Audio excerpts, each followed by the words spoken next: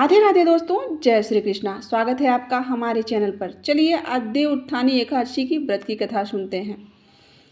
उससे पहले यदि आप हमारे चैनल पर नए हैं तो प्लीज़ चैनल को सब्सक्राइब कर लीजिए, बेल आइकन प्रेस कर दीजिए और एक प्यारा सा लाइक कर दीजिए। चलिए सुनते हैं कथा।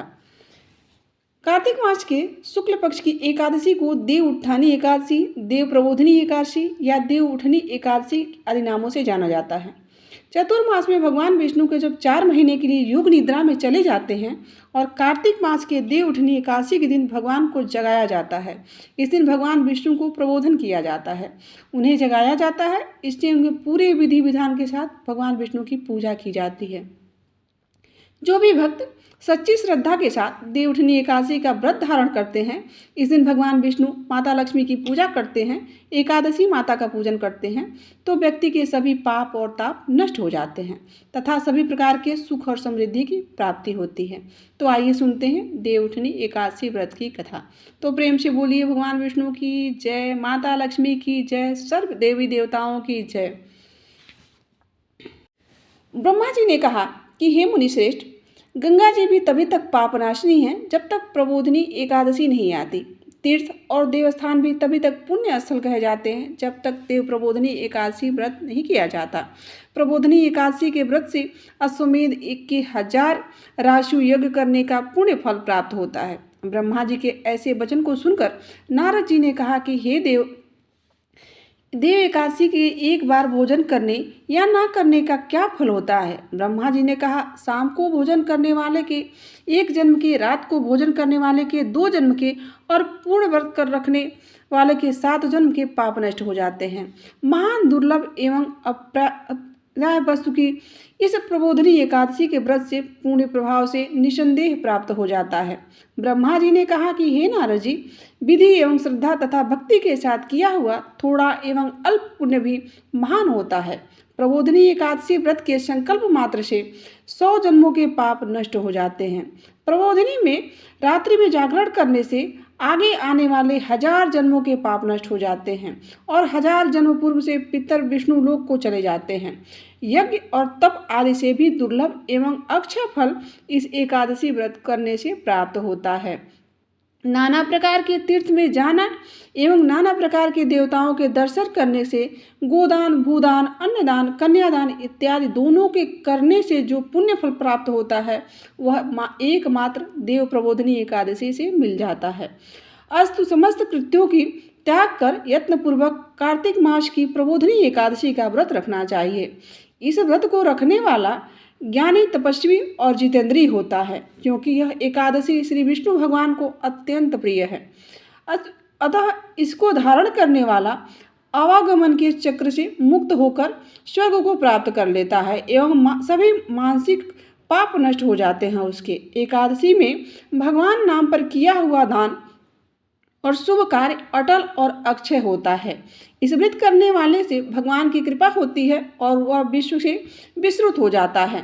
जीवन के समस्त पापों को यह हरि प्रबोधिनी एकादशी नष्ट कर देती है। इस व्रत का पूर्ण फल महान और अक्षय है। जो लोग हरि प्रबोधिनी एकादशी का व्रत करके भगवान विष्णु की कथा को सुनते हैं, उनके समस्त पाप नष्ट हो जाते हैं।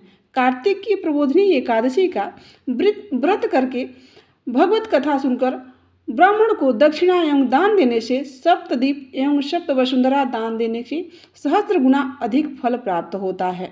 नारद जी ने ब्रह्मा जी से इतनी कथा सुनकर प्रश्न किया कि हे प्रभु, कृपा कर इस व्रत का विधान वर्णन कीजिए।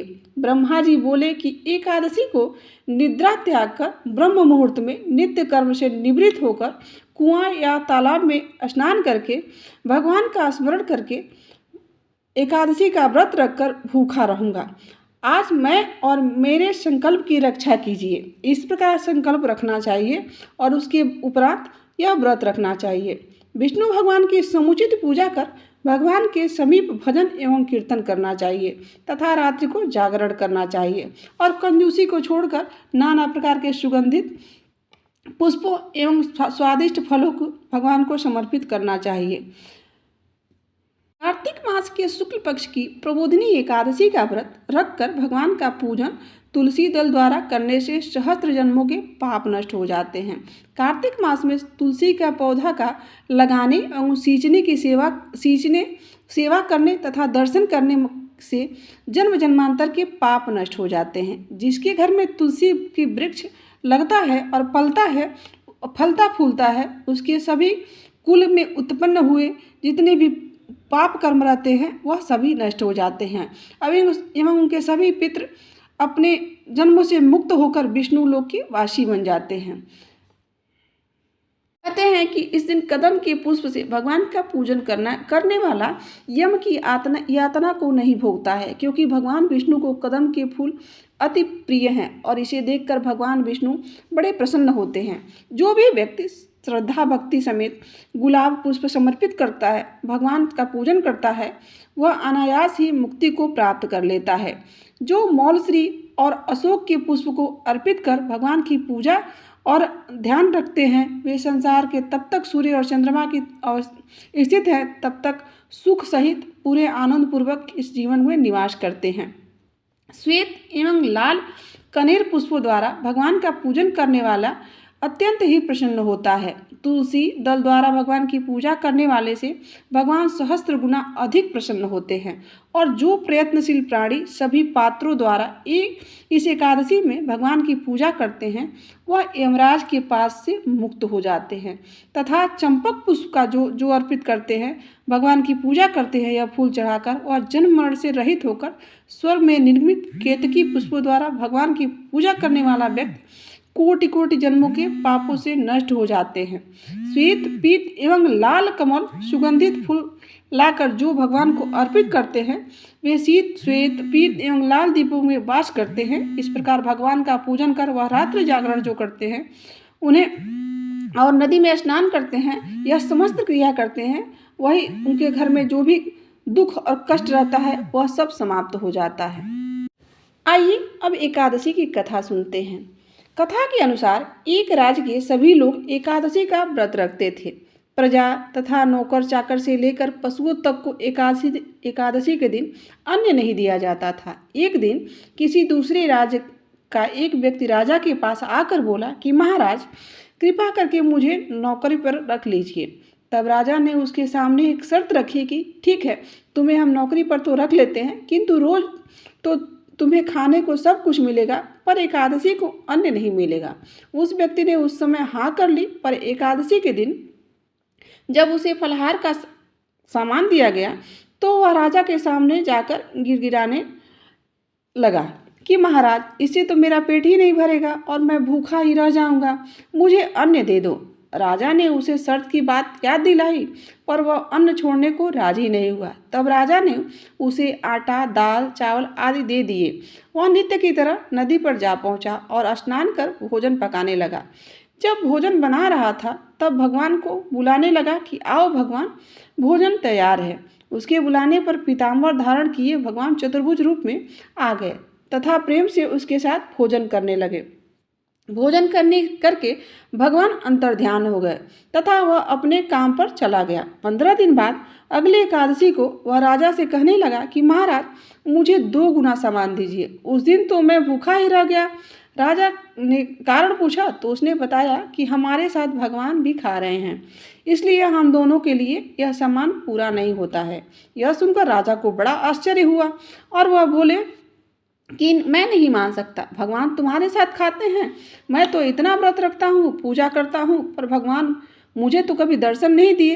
राजा की बात सुनकर वह बोला कि महाराज, यदि विश्वास ना हो तो हमारे साथ चलकर देख लीजिए।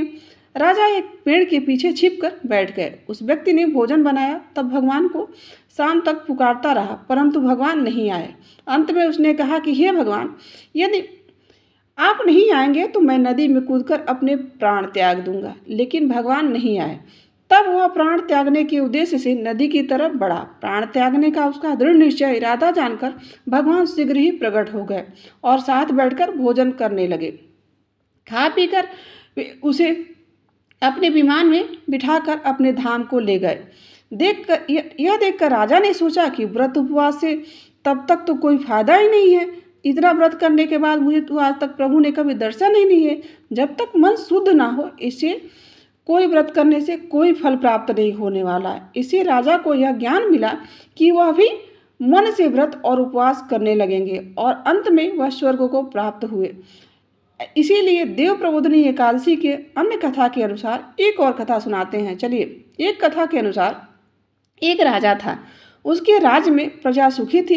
एकादशी को कोई भी अन्न नहीं बेचता था, सभी फलाहार करते थे। एक बार भगवान ने राजा की परीक्षा लेनी चाही। भगवान ने एक सुंदरी का रूप धारण किया तथा सड़क पर बैठकर तभी राजा उधर बैठ गए और तभी उधर से राजा निकल आ रहे थे और सुंदरी को देखकर वह चकित रह गए। उसने पूछा कि हे सुंदरी, तुम कौन हो और इस तरह यहाँ क्यों बैठी हो? तब वह सुंदर स्त्री बोली कि मैं निराश्रित हूँ। इस नगर में मेरा कोई जान पहचान नहीं है, किससे सहायता मांगूं? राजा उसके रूप पर मोहित हो गए। तब वह बोले कि मेरे महल में चलकर मेरी रानी बनकर रहो। सुंदरी बोली कि मैं तुम्हारी बात मानूंगी, पर तुम्हें राज्य का अधिकार मुझे सौंपना होगा। राज्य पर मेरा पूर्ण अधिकार होगा। मैं जो भी बनाऊंगी तुम्हें खाना होगा। राजा उसके रूप पर इतना मोहित थे कि वह उसकी शर्त को स्वीकार कर लिए। अगले दिन एकादशी थी। रानी ने हुक्म दिया कि बाजार में अन्य के दिनों की तरह अन्न बेचा जाए, उसे मांस मछली आदि भी पकाए जाए तथा परोसकर राजा को खाने के लिए भी दिया जाए। यह देखकर राजा रानी से बोला कि आज तो एकादशी है, मैं तो केवल फलाहार ही करूँगा। तब रानी ने शर्त की बात याद दिलाई और बोली, या तो खाना खाओ, नहीं तो मैं बड़े राजकुमार का सिर कटवा लूँगी।